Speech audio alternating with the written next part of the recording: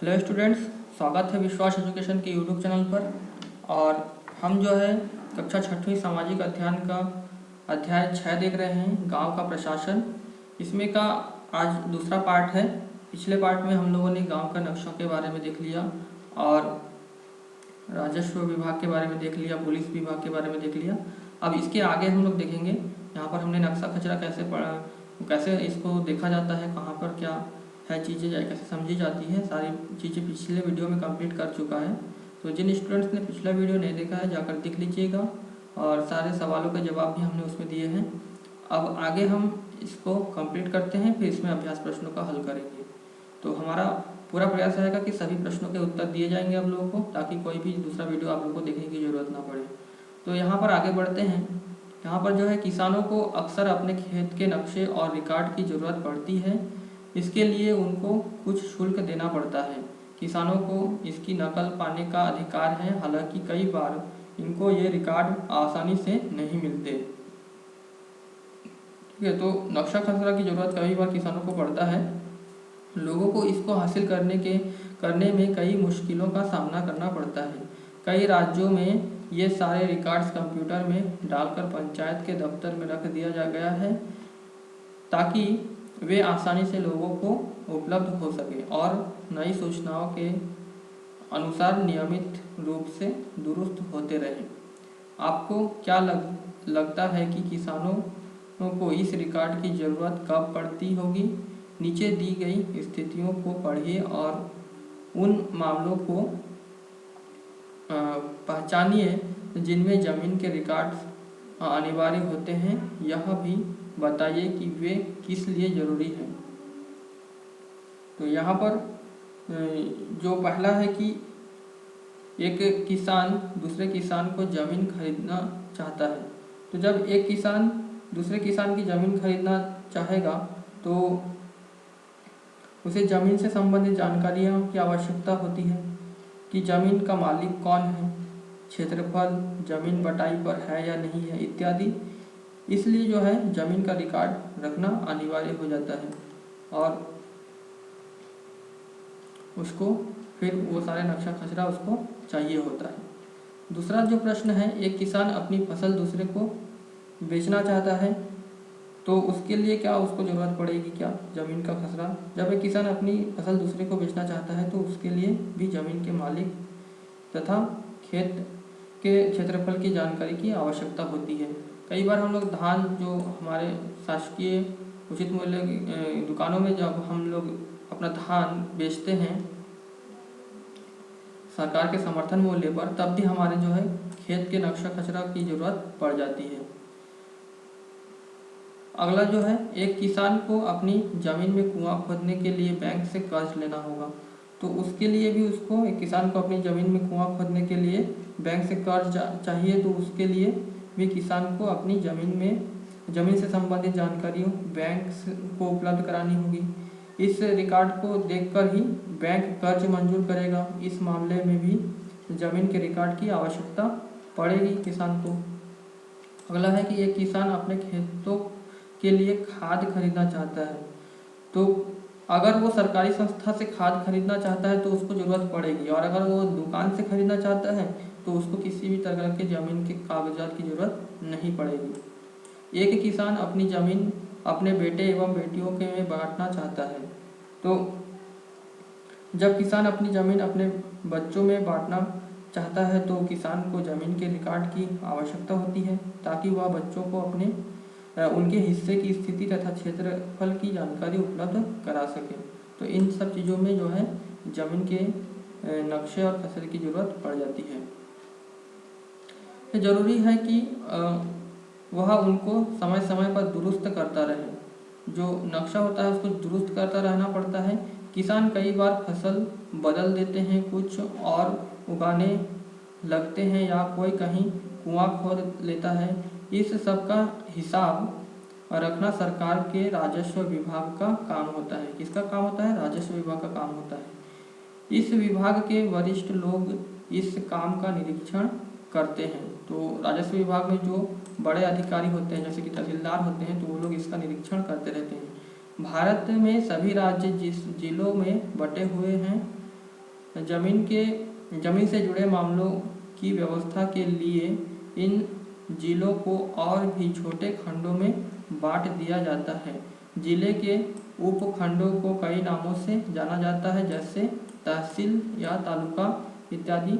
सबसे ऊपर जिला अधिकारी होता है, जो कलेक्टर होता है जिला अधिकारी, वो सबसे ऊपर होता है और उनके नीचे तहसीलदार होते हैं।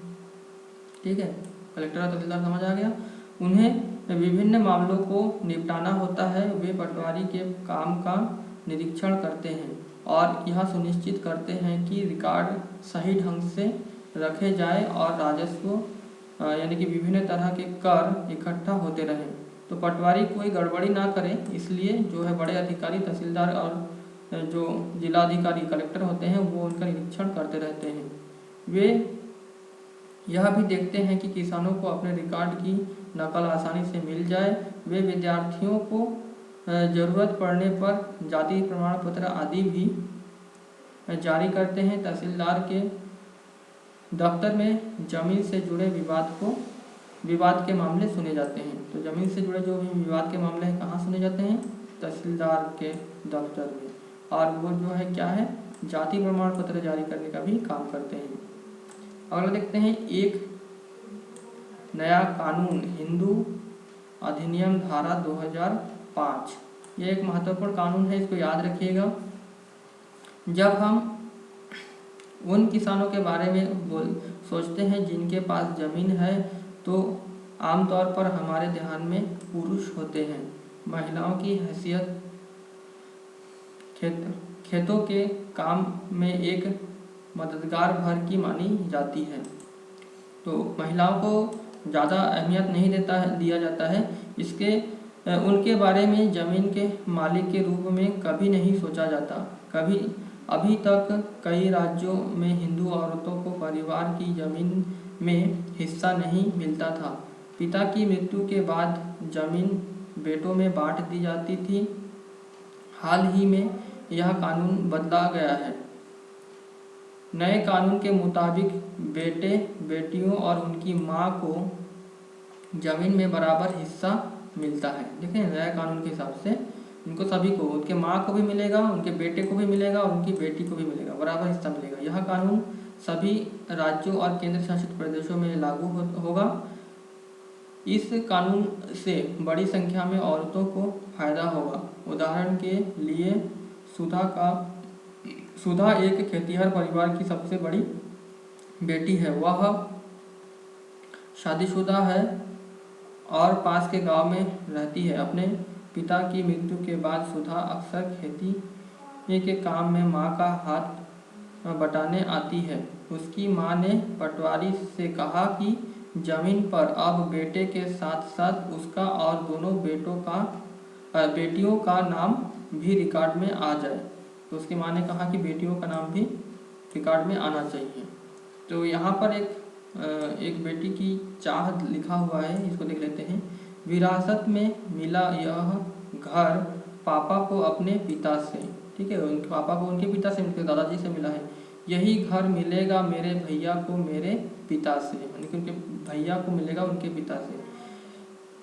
पर मैं और मेरी माँ हमारा क्या, बता दिया गया है मुझे। पिता के घर में हिस्से की बात औरतें नहीं किया करती, लेकिन मुझे चाहिए एक घर अपना, बिल्कुल मेरा अपना, नहीं चाहिए दहेज में रेशम और सोना। तो ये कह रही है कि हमें दहेज नहीं चाहिए, हमें अपना घर चाहिए। वो पिता के जो है संपत्ति में अपना अधिकार चाहती हैं। यहाँ पर दिया है मुझे अपना घर चाहिए, दहेज नहीं चाहिए, बेटियां कह रही है। ये जो लिखा हुआ है ये स्रोत है जो reflections of my family, Anjali माटेरियो के द्वारा जो है मुंबई में है, ये उनके द्वारा लिखा गया है ये। तो सुधा की माँ बड़े आत्मविश्वास के साथ छोटे बेटे और बेटी की मदद से खेती का काम संभालती है। सुधा भी इसी निश्चिंतता में जी रही है कि जरूरत पड़ने पर वह अपने हिस्से की जमीन में काम चला सकती है। ज़रूरत पड़ने पर अपने हिस्से की ज़मीन से काम चला सकती है। तो यहाँ पर दिया है अन्य सार्वजनिक सेवाएं एवं सर्वेक्षण। तो यहाँ ऊपर में जो हमने देखा कि जो नया कानून बना है हिंदू अधिनियम धारा 2005, इसके तहत लड़कियों को और उनके माँ को भी बराबर हिस्सा जमीन के जायदाद में मिलेगा। इस पाठ में हमने सरकार के कुछ प्रशासनिक कार्यों के बारे में पढ़ा, खासकर ग्रामीण क्षेत्र के संदर्भ में। पहला उदाहरण कानून व्यवस्था बनाए रखने के बारे में था और दूसरा जमीन के अभिलेख की व्यवस्था के बारे में। और पहले मामले में हमने पुलिस की भूमिका का भी परीक्षण किया और दूसरे में हमने पटवारी की भूमिका का परीक्षण किया। इनके काम का विभाग के अन्य लोगों द्वारा निरीक्षण किया जाता है और पुलिस अधीक्षक या तहसीलदार, जैसे कि पुलिस अधीक्षक और तहसीलदार।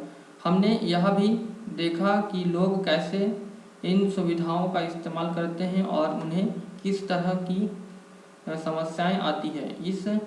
इन सेवाओं का उपयोग कानूनों के अनुसार होना चाहिए। आपने संभवतः सरकार के अन्य विभागों द्वारा दी जा रही सार्वजनिक सेवाओं को देखा होगा। तो और भी जैसे सार्वजनिक स्वास्थ्य केंद्र वगैरह होते हैं उसके बारे में भी आप लोगों ने देखा होगा। अपने गांव या क्षेत्र के लिए दी जा रही सार्वजनिक सेवाओं की एक सूची बनाइए। दुग्ध उत्पादक समिति, राशन की दुकान, बैंक, पुलिस थाना, बीज और खाद के लिए कृषि समिति, डाक बंगला, उसके बाद है आंगनबाड़ी, बालवाड़ी और उसके बाद है सरकारी स्कूल, प्राथमिक स्वास्थ्य केंद्र, अस्पताल। ये सब चीज़ें जो है सरकारी कार्य जो है विभागों के द्वारा किया जाता है। 3 सार्वजनिक सेवाओं पर जानकारी इकट्ठी कीजिए और अपनी अध्यापिका के साथ चर्चा कीजिए कि इनकी कार्यप्रणाली में कैसे सुधार किया जा सकता है। आपके लिए एक उदाहरण आगे दिया जा रहा है, तो आगे देखते हैं कौन सा उदाहरण यहाँ पर दिया गया है।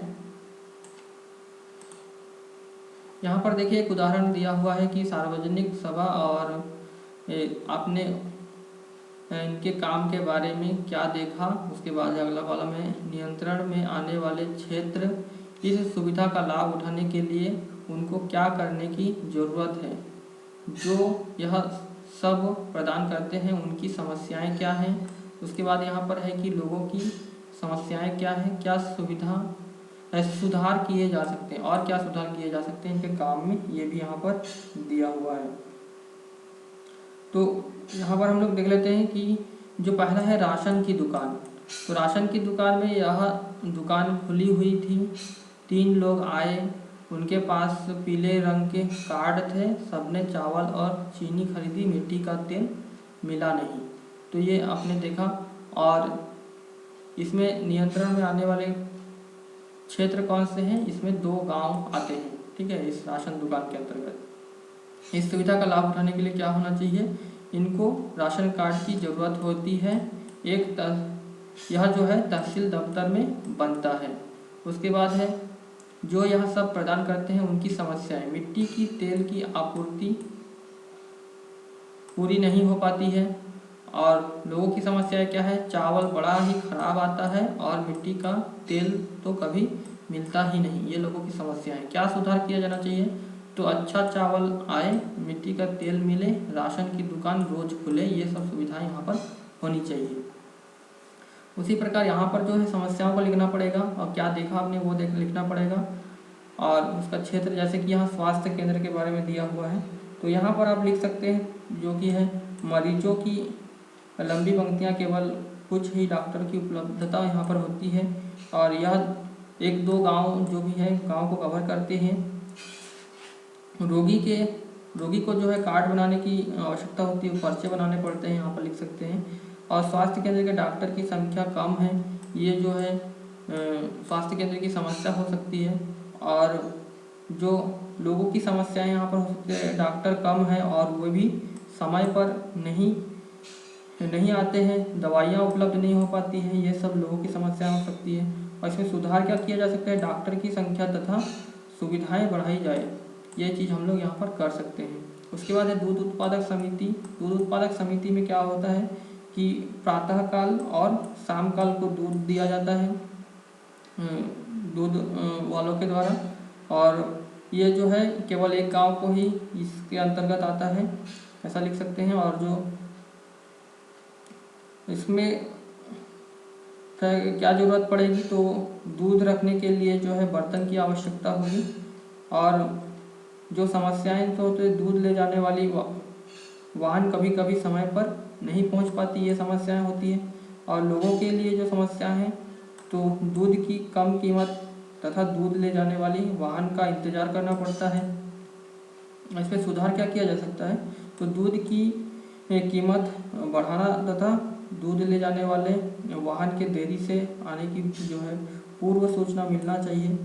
तो ऐसा मिलने पर भी जो है पहले से जो है हम उसको हैंडल कर सकते हैं कि दूध की गाड़ी देरी से आएगी बोल के। तो इस तरह से जो है सभी संस्थाओं के बारे में आपको एक रिपोर्ट कार्ड बनानी होगी, जिससे कि कार्यप्रणाली अच्छे से समझी जा सकेगी और उसमें क्या सुधार किया जा सकता है उसके बारे में जानकारी मिलेगी। अब आते हैं हम लोग क्वेश्चंस पर। जो अभ्यास प्रश्न है यहाँ पर, अभ्यास प्रश्न, पहला अभ्यास प्रश्न क्या देख लीजिए कि यहाँ पर दिया हुआ है कि पुलिस का क्या काम होता है। पुलिस का क्या काम होता है? पुलिस का उत्तरदायित्व है कि वह अपने क्षेत्र में हुई चोरी, दुर्घटना, मारपीट और झगड़े आदि की शिकायत लिखे तथा लोगों से घटना के विषय में पूछताछ करे, जांच पड़ताल करे और मामलों पर कार्रवाई करे। ये काम किसका होता है? पुलिस का होता है। दूसरा प्रश्न है कि पटवारी के कोई दो काम बताइए। तो पटवारी के दो काम क्या होते हैं? जमीन को नापना और जमीन का रिकॉर्ड रखना, एक काम हो गया। दूसरा काम है किसानों से भूमि कर इकट्ठा करना और सरकार को अपने क्षेत्र में उगने वाली फसलों के बारे में जानकारी उपलब्ध कराना, ये इसका दूसरा काम हो गया। तहसीलदार का क्या काम होता है? तहसीलदार क्या करता है? ठीक है, तो तहसीलदार जमीन से संबंधित विवादों को सुनता है, जो भी विवाद हो जाते हैं, केस दर्ज होता है तो सुनता है उसको। तहसीलदार पटवारी के काम का निरीक्षण करता है और यह सुनिश्चित करता है कि रिकॉर्ड सही ढंग से रखे गए हैं, पटवारी कोई गड़बड़ तो नहीं कर रहा है, ये सब चीज़ों का वो ध्यान रखता है। तहसीलदार यह सुनिश्चित करता है कि किसान को अपने रिकॉर्ड की नकल आसानी से मिल जाए, नकल यानी कि उसको उसका नक्शा खसरा जब भी वो मांगे तो उसको आसानी से मिल जाए, यह भी सुनिश्चित करता है तहसीलदार। तहसीलदार विद्यार्थियों की जाति प्रमाण पत्र भी प्रदान करता है, जब जरूरत होती है तो लोग जाते हैं तहसील ऑफिस और अपना जाति प्रमाण पत्र प्राप्त करते हैं। चौथा प्रश्न है, एक बिटिया की चाह कविता में किस मुद्दे को उठाने की कोशिश की गई है? क्या आपको यह मुद्दा महत्वपूर्ण लगता है और क्यों? तो इस कविता में, जो कविता हमने ऊपर में देखी थी, इस कविता में इस मुद्दे को उठाने की कोशिश की गई थी कि पत्नी और बेटी को भी अपने पिता तथा पति की संपत्ति में हिस्सा मिलना चाहिए, अर्थात स्त्री को भी संपत्ति में पुरुषों के बराबर अधिकार मिलना चाहिए। यह एक महत्वपूर्ण मुद्दा है क्योंकि यह समानता के अधिकार से जुड़ा हुआ है। भारतीय संविधान में किसी भी आधार पर भेदभाव प्रतिबंधित किया गया है, लेकिन यहाँ लिंग के आधार पर भेदभाव है अगर महिलाओं को उनका अधिकार नहीं मिलता है तो। पांचवा क्वेश्चन है कि पिछले पार्ट में आपने पंचायत के बारे में पढ़ा, पंचायत और पटवारी का काम एक दूसरे से कैसे जुड़ा हुआ है? तो पंचायत गांवों के विकास के लिए योजनाएं बनाती है तथा उन्हें लागू करती है। पटवारी गांव के किसानों के खेतों की जानकारी रखता है। पंचायत गांव की समस्याओं को दूर करने का कार्य करती है और ये समस्याएं किसानों के खेतों से जुड़ी हुई भी हो सकती है। इस प्रकार पंचायत एवं पटवारी दोनों ही एक स्तर पर रहकर काम करते हैं। ठीक है, तो पंचायत और पटवारी लगभग लोगों के जमीन से मामले भी एक स्तर पर रहकर जो है सुलझाते हैं। किसी पुलिस थाने जाइए और पता कीजिए कि यातायात नियंत्रण, अपराध रोकने और कानून व्यवस्था बनाए रखने के लिए पुलिस क्या करती है, खासकर त्यौहार व सार्वजनिक समारोह के दौरान क्या करती है। तो यातायात नियंत्रण, अपराध रोकने और कानून व्यवस्था बनाए रखने के लिए पुलिस अनेक प्रकार के काम करती है, जैसे पुलिस थाने में अपराधियों के फोटो के साथ रिकॉर्ड रखना, दिन रात गश्त लगाना इत्यादि। यातायात नियंत्रण के लिए चौराहों पर यातायात पुलिस तैनात करती है। जगह जगह पर यातायात पुलिस वाहनों की गति की जांच करती है और वाहन चालकों को सड़क यातायात के नियमों की जानकारी देने के लिए सड़क सुरक्षा सप्ताह मनाती है। सार्वजनिक समारोह के अवसर पर पुलिस जो है जवानों की संख्या बढ़ा दी जाती है और साथ ही पुलिस विशेष निगरानी भी करती रहती है। ठीक है, तो ये सब काम करती है पुलिस। अगला क्वेश्चन है, एक जिले में सभी पुलिस थानों का मुखिया कौन होता है, पता करें। तो एक जिले में सभी पुलिस थानों का मुखिया जो है उपायुक्त होता है। कौन होता है? उपायुक्त होता है। 8वां जो है, चर्चा कीजिए कि नए कानून के तहत महिलाओं को किस तरह फायदा होगा। तो नए कानून जो है हिंदू उत्तराधिकार अधिनियम 2005 के अनुसार बेटों बेटियों और उनकी मां को जमीन में बराबर का हिस्सा मिलेगा। यह कानून सभी राज्यों और केंद्र शासित प्रदेशों में लागू है। इस कानून से बड़ी संख्या में औरतों को फायदा होगा। पति या पिता की मृत्यु होने पर वे अपना जीवन निश्चितता से जी सकेंगे। और अगला जो है, आपके पड़ोस में क्या कोई ऐसी औरत है जिसके नाम जमीन जायदाद हो? यदि हाँ तो उसे यह संपत्ति कैसे प्राप्त हुई?